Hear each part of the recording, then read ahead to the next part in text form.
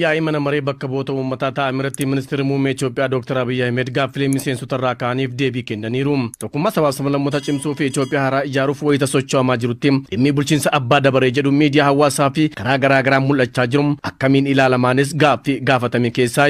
Jechoonni barri kan abbaa dabaree yookaan barri kan abbaa yeroo taranyinnaትና ባለጊዜ ታንጀዳንጉ የሮባዬ ሚዲያሌ ገራገራራት ነሞታ ሄዱ ብረት ባርዬ ባልናኒ ከአዋን ተተኤፍ መድጀቸ ከና ማልራመዳ ኡጉማኩ መጀዳሙ ሰነ ባለ ተራቱ ጅረሞ አባደ በሬቱ ጅረሞ ተረኝነቲቱ ጅረሞ ማኒ መድጀቾ ተከነራመዳ ማኒ ዋንጀዱ ከና ኢብሰ በርባን ነው አንተ ተኤፊ አከራትብሲኑ ከነሙዳ ጋፊ ጋፈተሜፍ ያደ ከንከነን ሚኒስትር ሙሜ ኢትዮጵያ ዶክተር አብይ አህመድ ቢዩ ቁቢሚቲ ደበሬን ከንገገፈምቱ ጀደን ሀገርን እንደ ቁብ የሚያዩ ሰዎች አሉ ሚቀጥለው ሁድታ ላንተ ይደርሳል በዛኛው ሳምንት ደግሞ ላንተ ይደርሳል አገር ቁብ አይደለም በተራመት መራው Biyya akka uqubiitti namoonni ilaalan jiru. Carraan torbee dhufu kan keeti. Torbaan itti aanu si ga'aa kan jedhan jiru. Biyyi uqubii miti dabareen kan bulchitu. Biyya nama tokko taateeyyuu gaggeessuun baay'ee cimina gaafata. Biyya Amaaraa, Oromoo, Hararii hin hammanne ijaaruun hin danda'amu. Yoo jiraates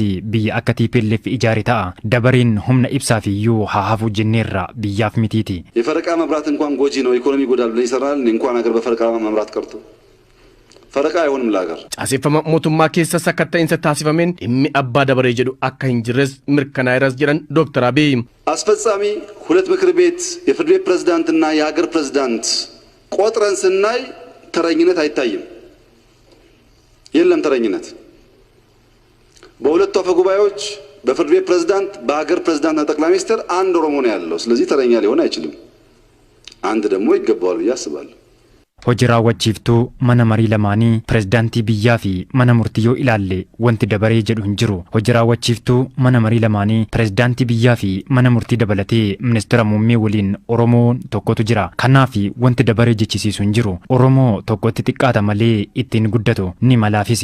Rakkichi sadarkaa ministeeraatti jira jennees ilaalleerra. Itiyoophiyaan har'a kaabinee 22 qabdi. Amaaraan 6, Oromoo 6 fi Kibbaanis 6. Kun yoomuu ta'e hin beeku. Kanaaf sadarkaa ministeeraa Tisi wanti dabaree jechisiisu hin jiru. Sadarkaa hojjetaa manneen hojiittis Oromoon lakkoofsa olaanaa hin qabu. Sadarkaa lammaffaa malee kun ragaa qulqullaa'eedha. ግብርናን ጨምሮ በ22ቱ ሚኒስትሪ ኦሮሞ ሁለተኛ እንጂ አንድም ቦታ አንደኛ ቁጥር የለውም አንድም ቦታ ይህ ተጣራ ፋክት ነው ገይን ኦሮሞን ዲነግዴ ፊ ነገኛ ቢያ ኬሰት ቀቡ ኦላና ዳከን ጀረን ሚኒስትር ሙሜ ኢትዮጵያ ዶክተር አብይ አህመድ ሰበበ ሚኒስትር ሙሜ ኦሮሞ ኬሳ በይፍ ኦሮሞን ገ ኢሳፍ መሉ ዳቡ ሂንቀቡስ ጀረን እኛ ድሮ ትግራይ ላይ ቁጥር በዛ ያልነው 6% መሆን ሲገባችሁ 7 8 10 ሆናችሁ ብለን ነው እና አሁን ኦሮሞንም 6% አድርጎ የሚያስብ አለ እንደዛ አይደለም ኦሮሞ 35 + or -% ነው Duri nuti lakkoofsi naannoo Tigraay baay'ate kan jennee fi harka 6 ta'uu kan qaban 7, 8 fi 10 ta'e jenneeti. Ammas Oromoo harka 6 godhanii kanneen yaadan jiru. Uummanni Oromoo harka 35 fi isaa oli hirmaannaa diinagdee, hirmaannaa nageenyaa fi kaaninis kan dursu isa. Ani ministeera muummee waan ta'eef gahee isaa dhabuu hin qabu. Ministeera muummee kiyyetu hafa malee uummanni kun mirga isaa dhabuu hin qabu. Mirga isaati. Amaarris waleeytaanis kaanis mirga isaa walqixa fayyadamuu qaba.